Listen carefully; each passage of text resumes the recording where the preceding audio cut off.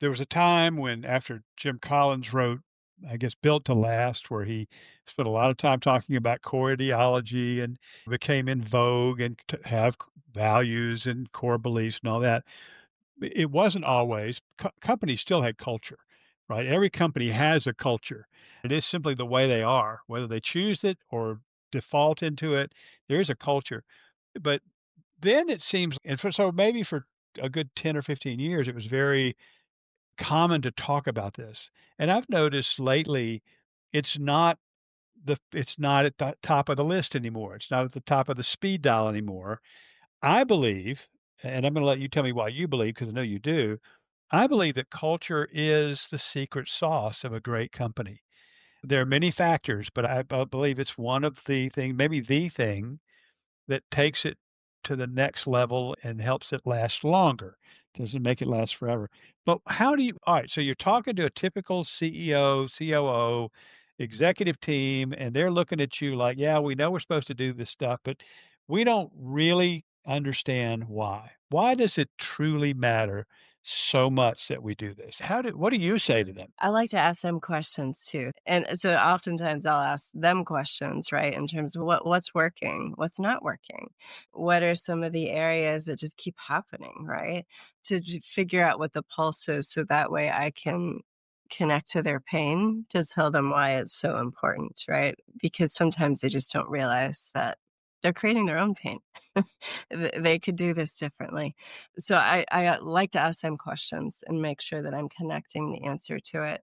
But there's so many scenarios where there's a lot of competitive products, so I can go buy software pretty easily and it can be very similar.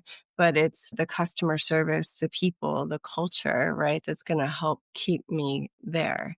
That's the portion that you can have the best technology or the best product, but if the care from your people isn't there, then the product doesn't matter as much. And that's where the core values and the culture comes into play because your customers, they know whether it's good or bad. You know it in healthcare. When Mhm. you're a patient at a hospital, you know it walking into a restaurant. Like, your customers feel it. So that's where they decide, right? It's about my customer, right? So am I Mm. gonna invest in it and fix it, or am I just gonna let it continue?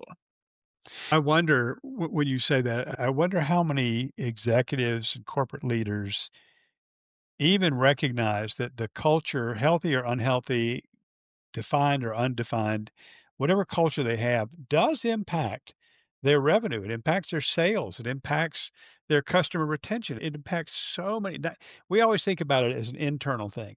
It helps me hire better people. It helps me keep better people, all of which is true.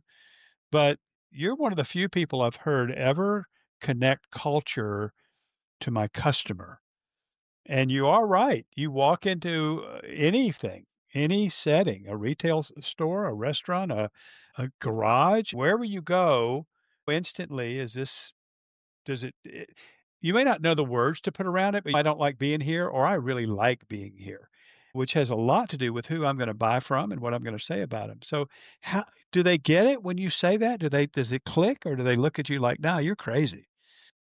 It depends on the people. I would say a lot of them they do get it, but if they're more task-oriented, like, that gap seems so hard for them to figure out when you're not as people wired and you're more Mm. task wired. That's a big gap, which is where I love to help, right? Because that's where I like to help play. I don't need to be the hero. I just want to help you figure it out, right? And that's where I have the opportunity to help or to solve things for them or give them ideas of what to do. Because a lot of times they don't know what to do.